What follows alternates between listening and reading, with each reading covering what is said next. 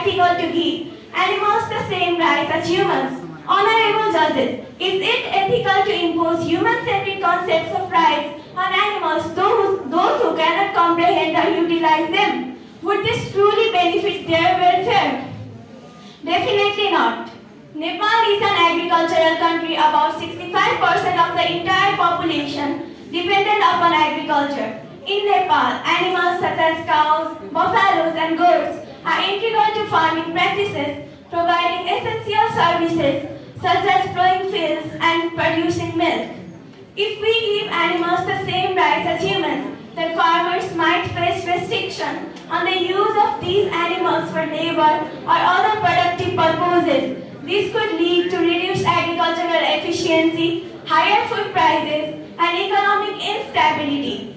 My opponent stated that animals have emotions and they can feel pain, which is undeniably true. However, just because they can feel does not mean we should give them the same rights as humans.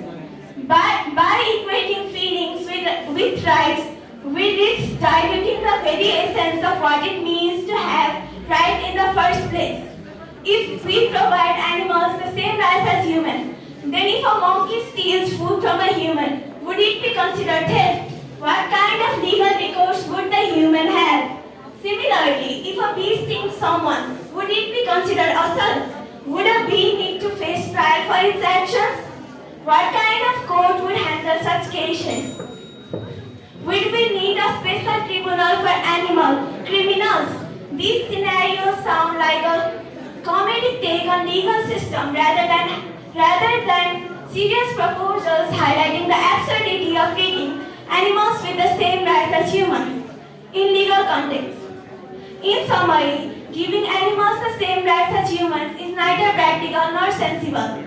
Animals and humans are different in their roles in society and terms of thinking. We must protect animals and take care of them, but giving them the same rights as humans is not the solution. Thank you.